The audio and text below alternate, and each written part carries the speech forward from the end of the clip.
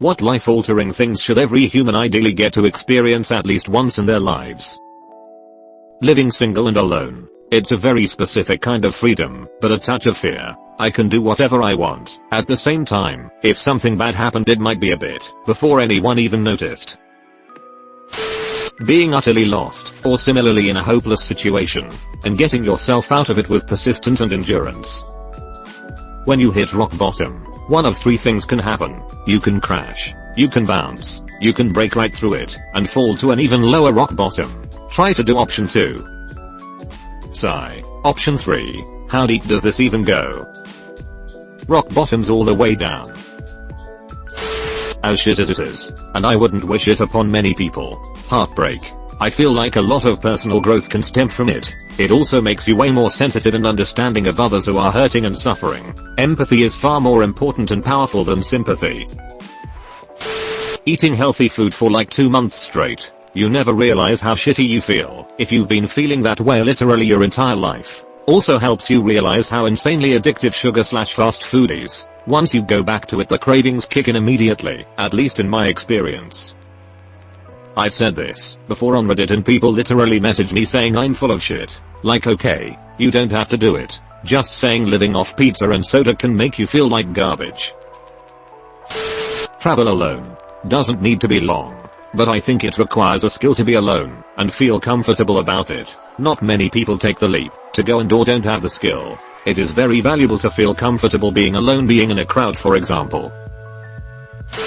A long road trip with friends. It's a bonding experience being in a little metal box with a group of friends for hours at a time trying to get somewhere together. You'll drive each other crazy. You'll make each other laugh. It's truly a wonderful experience. On the bucket list for sure. Go somewhere isolated enough at night that you can see the full skyscape, including the band of the Milky Way. Garlic bread. I could eat a very unreasonable amount of garlic bread if given the opportunity.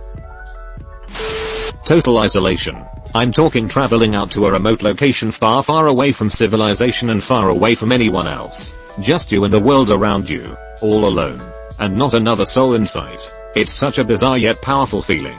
Here you are, completely free from the constraints of civilization, free from your obligations, free from your routines. There's nothing holding you back now except yourself. You're experiencing life at its purest. I went on one hell of a bushwalk not too long ago that took me deep into a forest that very few people have been through. There was a moment where I was sitting on this fallen tree where it hit me just how truly far away and isolated I was. And with that, just how far away all my problems were too. Out here, it was just me and the trees. It really seems to put life back into perspective when you inevitably have to head back and re-enter civilization. The juxtaposition is something else. There's a place I go to often to completely switch off. No phones, no contact with the outside world. I love it. It's like a detox. I myself also forgot a phone when gone for a poo. Oof. The pain is real. Stand on top of a mountain. Failure. You'd be surprised how many people constantly have their life fixed for them and never have to fail at anything. Failure allows us to learn coping skills, resilience, problem solving, determination. So many skills that many people today just don't have. Absolutely agree on this. Failure taught me it's not the end of the world if you fail. Failure is just XP grinding to level up. Being with a family member while they pass away. I know, this sounds weird, but I have experienced both and had so much more closure when I was able to be there when my grandmother passed away, when my mom was in hospice and started declining and eventually passed away.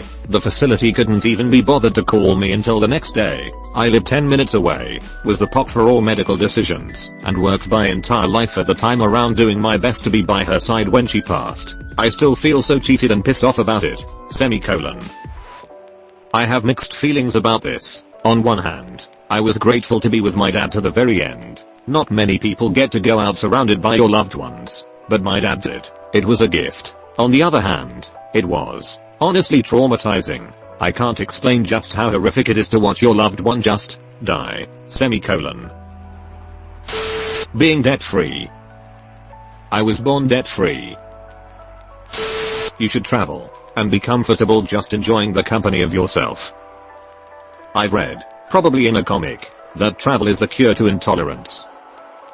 Mark Twain said this. Working in retail, major city emergency room, police, and fast food, it's always easy to assume we know better, until we work there, and deal with some ignorant people who just wanna act a fool with anyone and everyone. Standing in front of a classroom trying to teach, friends who teach in the elementary/secondary system have the same complaints as professors. Everyone has a criticism, complaint or gentle suggestion to improve, but have no idea what is involved in getting all of the regulatory requirements, getting up in front of a class, and ensuring that the LOs are met in a way that satisfies federal, state and university administrators, while also engaging the students. It's getting worse and worse, too. Amen. I did it for 2 years in a high school. Anyone who teaches has my respect, because I'll never do it again. The feeling of having mastered something, piano, poetry, writing, some video game, coding, anything really, there is a special self-knowledge that comes from having mastered something that everyone really needs to know. Do we ever really truly and completely? I'm positive, no matter how good I'm at something, if I ever am, I will never feel it can't be even better. I wish everyone got to experience lucid dreaming at least once. It's such an amazingly interesting state to be in, just for the fact that you're inside of a dream. You're fully conscious that you're now someone else, and in a body that isn't your physical body, yet you can touch and feel the dream world as if it was the real world. For anybody interested in doing this, Exploring the World of Lucid Dreaming by Stephen Laberge is a very good book that teaches you how to do it by the predominant expert in the field, and it's a dirt cheap paperback. Failure, heartache, embarrassment, loss. Without them you can't grow. Read this as heart failure. Go into a nursing home and volunteer to sit with some of the loneliest residents. Let them talk. Just listen. You'll learn so much and experience every emotion you know and some you never felt before. Love, not lustful, hormonal and temporary rushes of emotion. Deep, sacrificial, spiritual, hell or high water, to the ends of the earth love. To love someone like that, and to be loved like that in return, is the highest point of human existence. I would kill and die for my wife without a second thought. She knows this, and I know she would do the same for me. I never really lived until I loved, and specifically, loved like this. I share this kind of love for my siblings and my parents. Complete vulnerability in the company of the person that you love. Letting that person really know you, and taking the risky leap of putting yourself, with all of your insecurities, quirks, and naive hopes, in another person's hands. Implying them not unlovable. Creation. For most people this will probably mean having a family and raising children. For others, and a large overlap with the child having crowd, this would mean taking some idea, some concept, and turning it into reality. Maybe it's making the video game idea you've had since you were a kid. Maybe it's writing a book, or producing a unique work of art. It could be designing your own home, or inventing something new. We as human beings have an urge to create things, and doing so seems to grant some kind of supreme satisfaction and joy. Whoa, you just made me realize why I have no urge to create children. I create all the damn time. Fighting for one's life in some form. 3 years ago I was in a river for the swim portion of a triathlon. Because of heavy rainfall the week prior, the current was moving incredibly quickly. The race organizers eventually cancelled the swim portion of the event, but not until myself and about half the other competitors were already in the water. About halfway through the swim, the current became too much, and I was being carried downstream despite my strongest attempts to swim against it. It was at that moment that I was literally swimming for my life. It was terrifying at the moment, but an experience I'm really glad I had. Nothing like a near-death experience to make you appreciate life just that little bit more. I found quite the opposite. I nearly drowned. I got to the point where I had nothing left. I thought 100,000 thoughts in 1 second. About my friends and family, my regrets, etc.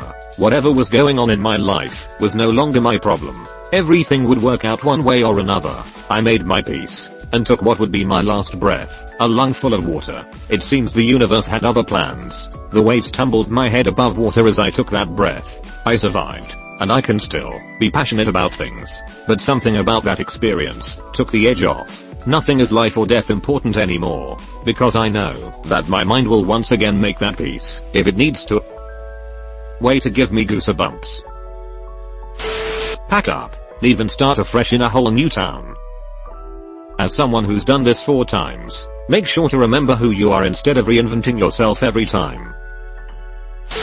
Spending a day alone with no plans, completely at liberty, in a foreign city you've never been to before. Scuba diving. I promise you, it's a completely different world down there, and it's not ours. You'll be amazed, and maybe even get an understanding and a greater connection to our Earth and all the living things on this chunk of rock floating through space. A total solar eclipse. I saw a partial. It was cool. Saw a total. It was life-changing. Just amazing. Being the person in a room that everyone else looks up to, whether it be as a teacher or anything else. Just knowing I could make a difference in some kid's life was the best part of coaching tennis for me.